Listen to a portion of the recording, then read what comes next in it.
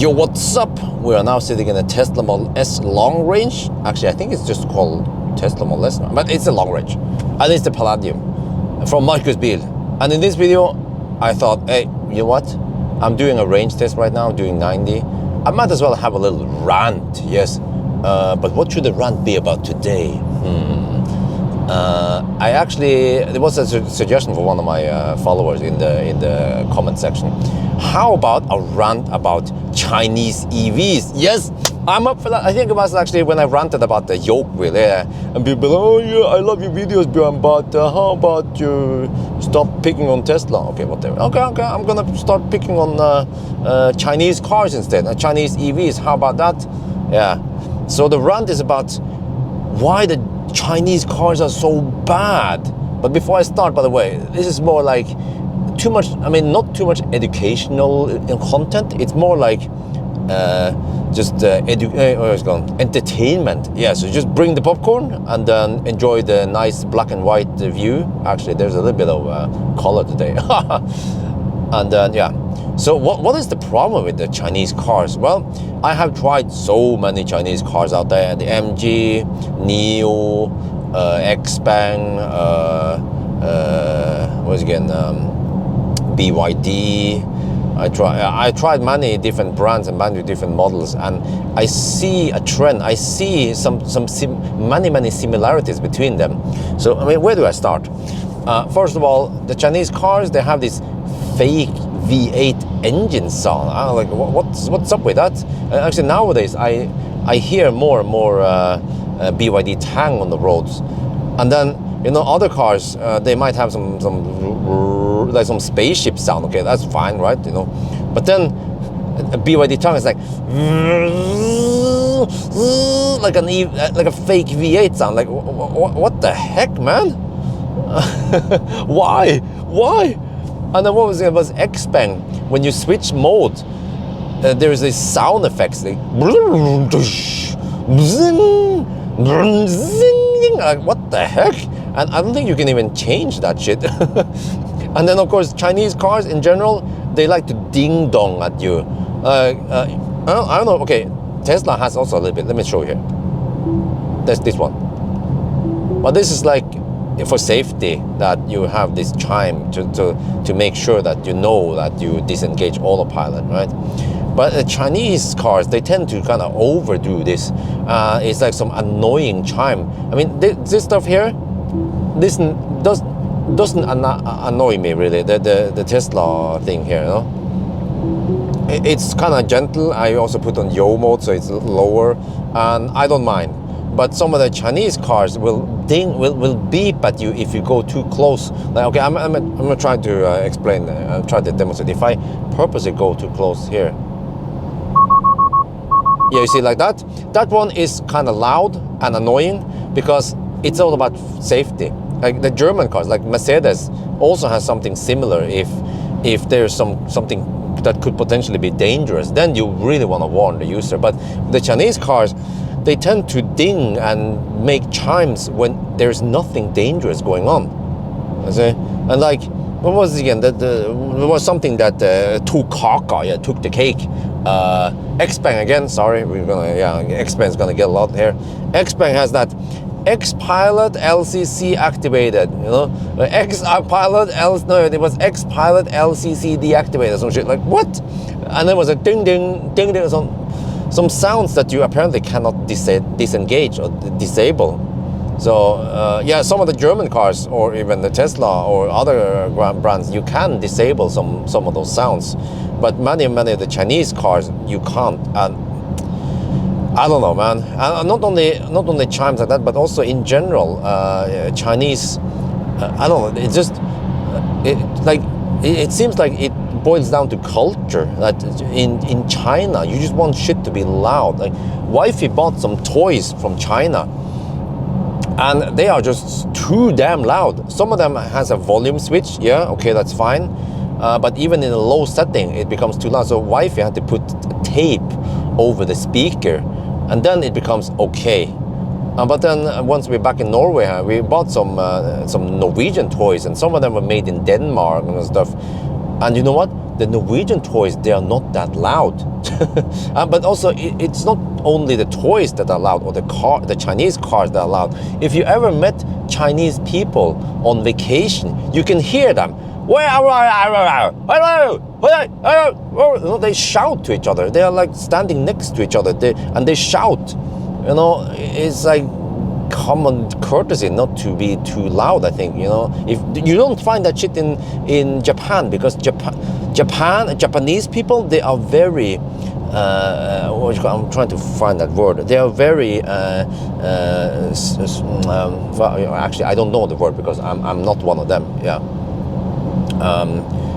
But yeah, I can't remember the word right now. Civilized. They're very civilized people, Japanese. In Japan, you know, you don't talk loud on bus or train or the public places. You don't annoy other people. But in China, it seems like nobody gives a shit. Yeah, and then it seems like that's the problem, because Chinese people, when they design cars, they be like, of course you want to have loud chimes for the user. That's the way the Chinese people like it.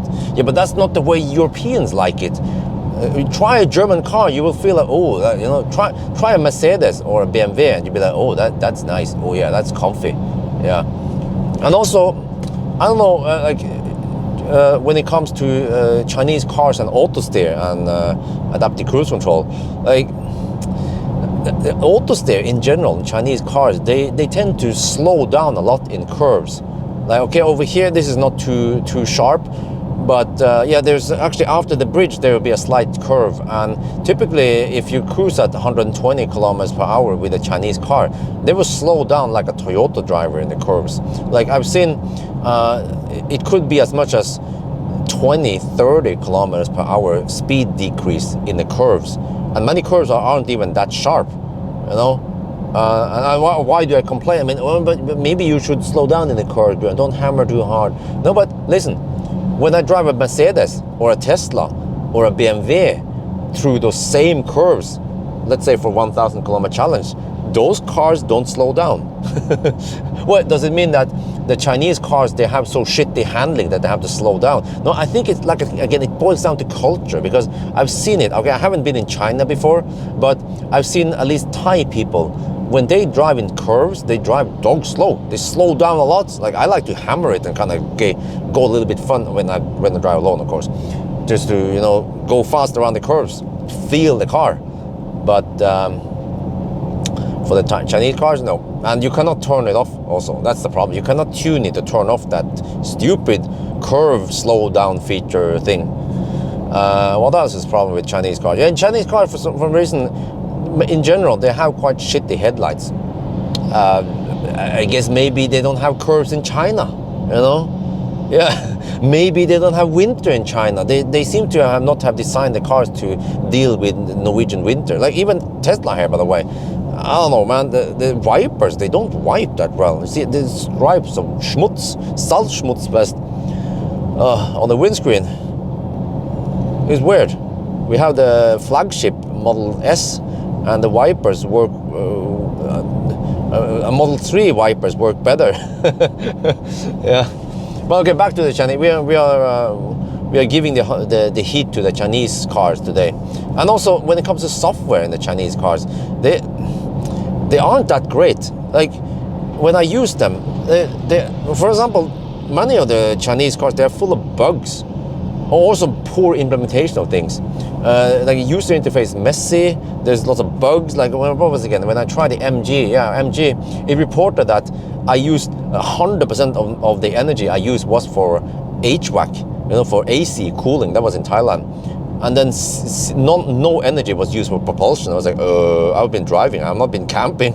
And also when I talk about poor implementation, for example, in a Tesla, when you do stuff in a Tesla, there will usually be hints, on-screen hints. Also, other cars have it. When you press, when we have a scroll wheel and you press a button, for example, it will say press and hold to reset the trip meter, right? But then in the MG, I tried. Okay, it was my mistake, of course, because I didn't read the manual. When you press that climate control button or whatever in the MG, you then bring up something on the touchscreen, right? This is also what kind of, it's a little bit messy. You get something, something that looks like a HVAC user interface, but when I tried to press the buttons, it did not react, because you're supposed to use the other scroll wheel to adjust temperature and fan speed. But I didn't know, and I tried to press the button. But you see, when I talk about poor implementation, they could have had a little hint every time you press it, just like a tooltip or something, right? That when you press it, okay, then there's like, you have to use left scroll wheel to adjust HVAC, you know? Then I will be like, or even smarter, if you try to press the buttons, it will then say, no, you have to use the scroll wheel. Or even better, what about both? Why not both? You can use a scroll wheel, or you can even press the button you can press the touchscreen, right? So, but it seems like Chinese cars, they just don't, well, actually, it's not actually not only Chinese cars, also other Western cars, they also tend to have somewhat poor implementation or poor, I don't know, not intuitive user interface, right? And that was actually an Xpeng G3 that passed me. And another problem with Chinese cars in general is that they tend to charge slow.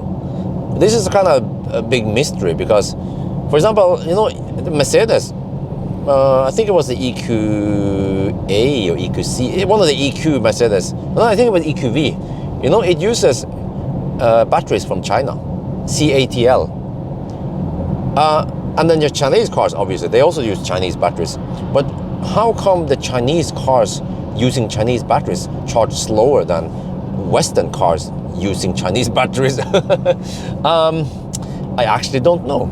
I don't have a good explanation, but I wonder if maybe the cooling is poorly done. Because, you know, I'm sitting now in the Tesla Model S Palladium. This car here charges like a boss. It can take 250 kilowatts until around 35%. And then it throttles to around 220 kilowatt. And I think it can probably take over 200 kilowatt past 40%, something like that. You know, it charges really fast. But wait a minute, it's still the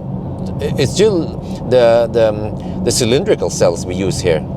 You know, we don't use any nice battery tech, and it's not even 800 volt. Yeah, but it can charge that fast. Well, how come this battery that has the same form factor as the previous generation Tesla Model S, how come this one can charge so much faster? Well, because Tesla has reworked and improved and redesigned everything, even though the car looks the same, but inside it's completely different.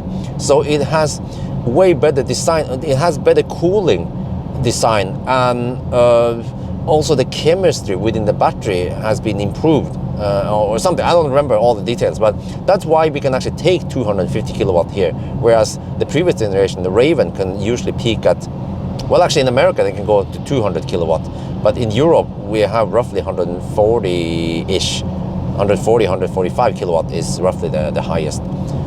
So my claim is that the Chinese cars, like for example the BYD Atto 3, you guys will, oh, well, Bjørn, that charging speed, we get faster charging in Europe. Yeah, you might get the fastest charging in Europe because Europe is not that hot as Thailand. When I tried in Thailand, the charging on the BYD Atto 3 was so unpredictable, I mean, so random, not consistent.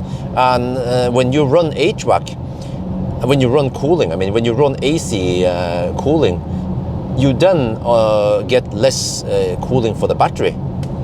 So, what can you do really? Just don't run cooling, I guess, for the battery. But then what about in other countries? Well, in other countries you don't need to have that much cooling, so there it will work fine. But for example, I've seen similar things also in Tesla, that if you run AC and it's really hot outside, then actually Tesla also limits the cooling, and you will actually charge a little bit slower. But in the case of the Chinese cars, it seems like they didn't care to implement good cooling in the first place. So then I guess you just have to stay away from the car, and it's going to be freaking hot in there if it's in a hot country. Or you will sacrifice it and charge slower. Yeah, I realize that I have limited space in the memory card now, so we have to end it soon. Yeah, I'm running out of memory space. But what else is it with Chinese cars that I should complain about?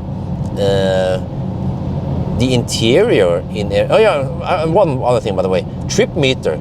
In the Chinese cars, many Chinese cars, they don't have a trip meter. Why not? Like, they have some rolling average based on the last 50 kilometers or shit. And also, when it comes to trip meter, many Chinese cars, they don't show you the real consumption. Like some car, when you start driving or when you go up a hill, the consumption might go really high, but that's fine. And the Chinese cars, they tend to cap it, and they show maximum 200 or 250 or 300 watt-hour per kilometer. And you notice that there's something wrong because it just stays there. And then suddenly when you go down the mountain again, then suddenly the consumption starts dropping. So, man, I don't know, man. Chinese cars, they are kind of like, they are significantly different than Western cars in many ways. I see now I'm running out of disk space, and also we get sun in the face. But I think I have to wrap it up here, otherwise the video will just suddenly end. So what do you guys think, huh?